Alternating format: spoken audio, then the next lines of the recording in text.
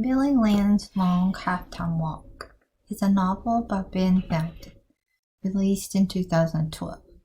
His novel became a film directed by Lee in 2016. The title gives a false impression. My first thought was it's about a football player's last game, until I saw the cover and I was like, this is about a soldier? Interesting title. The film stays true to the storyline, but the novel is more about politicalness of the Iraq War. The novel took place in the dead of the winter with freezing cold temperatures. In the film, like most Hollywood films, the weather was perfect. Okay, back to the novel. It's more about politics, commercialism, fantasy football, and the entertainment, and the shifting attitudes of the Iraq War. It includes family, the life of a poor boy, defending his sister's honor, being faced with prison, or becoming a soldier. Which is prison? Being an inmate or being a soldier? Both are life-threatening. Both are altering experiences. The only difference is a soldier can be proud of themselves for defending their country. And the downside? PTSD for life.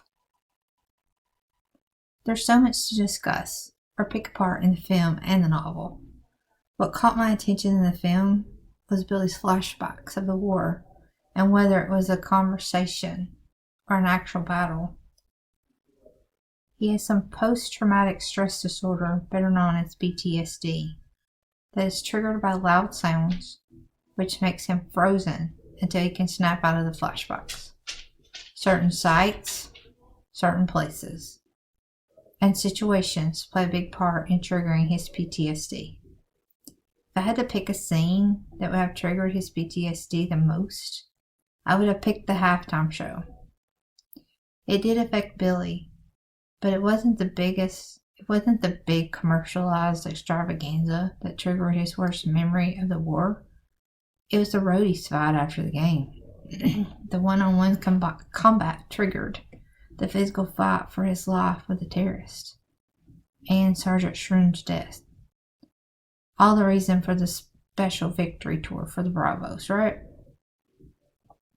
The whole commercialism and politicalness, let's parade these soldiers around a couple of weeks to show them America's support.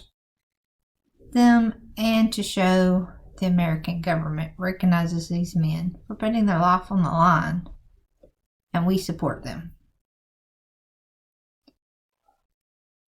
What are the novel and the film really about? Entertainment. America thrives on entertainment. The bigger the experience, the bigger the hype.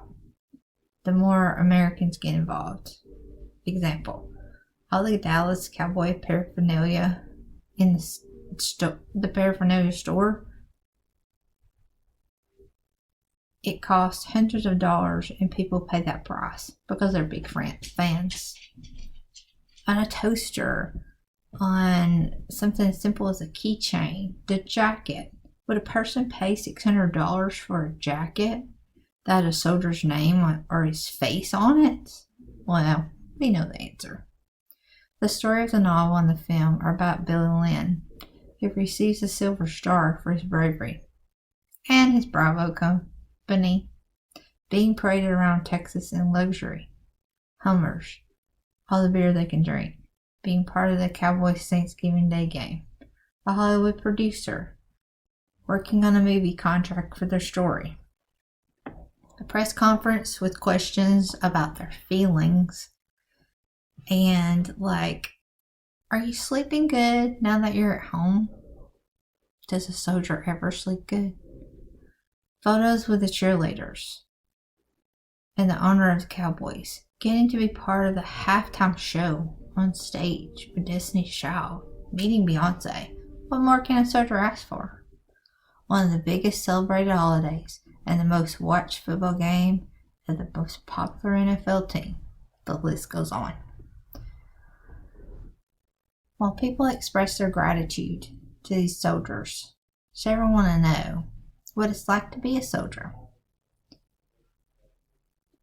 Which makes me think, are they referring to like a video game where you just go around killing people? How does it make you feel? Is it an honor to take a life of an enemy? What kind of questions are these? All mind games for these soldiers. These questions and these conversations trigger PTSD for these soldiers. Especially 19-year-old Billy Lynn. He battles with fear through the war, fear of dying, and when face to face with an enemy in a life or death situation, his kill train kicks in. Adrenaline kicks in, and the fight for survival happens. It's whenever a soldier realizes what they have done, how they have taken lives of innocent people that was just in a bad situation, had physical combat that led them to kill or be killed, the guilt Billy feels for being praised for the worst day of his life. Angela did an excellent job of presenting the effects PTSD has on soldiers, along with providing visuals of what happens to a soldier when they hear a loud sound, a bright light, or situations that can also lead. It can also be smells or places that trigger the PTSD. A simple example is about 45 minutes and 22 seconds into the film, when Billy's mom slaps the dinner table to stop them from arguing. Billy jumps up, but controls his reaction. The whole family notices his reaction. His sister Kat, who's the big anti-war fanatic, is very concerned about Billy's PTSD. She begs him all the time, just don't go back. You've served your time. The photonics of the flashing lights, the spinning smoke guns, and the exploding fireworks of the halftime show, along with the applause and the screaming fans. These fans are not cheering on these soldiers. These soldiers are like puppets on the stage. Just an added statue there. All this triggers the soldiers' PTSD, especially Lotus, who went into full panic. And Billy is frozen on stage with flashbacks of the combat battle, down to the moment he looked into his enemy's eyes as he was dying. Apparently, whoever suggested and coordinated a squad of combat soldiers to be part of Dallas Cowboys' Thanksgiving Day halftime show, let alone have them sit in the stands like normal people, do not know anything about anxiety, panic attacks, and full-blown PTSD. A good example of not being normal is the loud drunk fan that Crack puts into a sleeper hole to shut him up. This is their tactics that they're taught. Fountain even wrote 40 million people plus TV viewers will be watching this football game and this halftime show. The halftime show that presents the Bravo team. You know, Bravo teams, not the bad Vietnam vet crack-ups that everyone fears and doesn't understand. They're the Bravo team of the Iraq War. They just came home. Because there can't be anything wrong with them.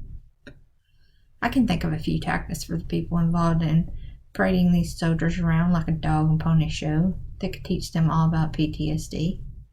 Ben Fountain apparently was present or watched the Thanksgiving halftime show to get the hyped up description of all these scenes for his readers. Is a film and a novel about the same thing? Yes. They both are. The storyline stays fairly similar. The final conflict will be Billy returning to the war and dealing with PTSD, where it will more than likely worsen to satisfy his worried anti-sister and stay with his newfound love, or take a stand against how the U.S. treats soldiers' mental health and refuse to leave. In contrast, the book focuses less on PTSD and more on the politics of the war and the NFL. The short-lived support soldiers get from Americans are similar to when the Cowboys are losing. Fans just pack up and they just leave. Or they just shuffle around to a better seat. America's attention is short-focused. An example is the cheerleader, Basin, that's hot for Billy, and he falls instantly in love with her after a couple of encounters with her. At the end of the film, Billy struggles really hard about going back to the war. His anti-war sister and the PTSD doctor who will help him if he goes AWOL is heavy on his mind. He tells Faison he could just run away with her and not go back to war. She pulls back, then she looks at him with a confused look and says, "You're a decorated hero." The impression is she's only interested in him because he's a hero. And he gives up being a soldier, she's no longer interested in him. The most degrading scene in the film is when the Jumbotron recognizes each soldier by name and they stand up in respect to America. Before the last soldier can get out of his seat good, the screen immediately goes to an erectile dysfunction ad. Patriotism. Just one more commercial clamoring for attention. A small detail that has a large representation of how important a soldier's request is in the novel and in the film. Billy asks the PR guy for Advil 4 times. Chapter 1, Chapter 3, Chapter 4, Chapter 7, and Chapter 17. This is the very beginning of the film, and the stretch hummer is the first time. The second time is when the guys were climbing around on the field and got yelled at to get off the field. The third time, he asked the executive. And the fourth time was after the halftime show, and he and Don were meeting with Oglesby about the movie deal. And Billy just told Oglesby where to shove his offer. All the hard parts are all over, and he finally gets Advil. His health was not important. The dog and pony show, parading the soldiers around, was the most important. After all the combat, fear, losing a sergeant, degrading questions and comments, the meaningless praises, the halftime celebration, feeling unworthy from the movie offer of $100,000 each to $5,500.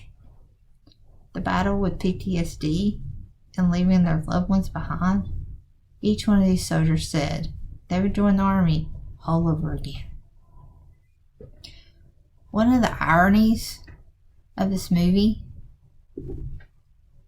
is the agent who keeps trying to get movie deals for them, and he's really disgusted because no one will sign it because it's a great story. He said, "You guys, you deserve this movie to be made. I'll go to China if I have to."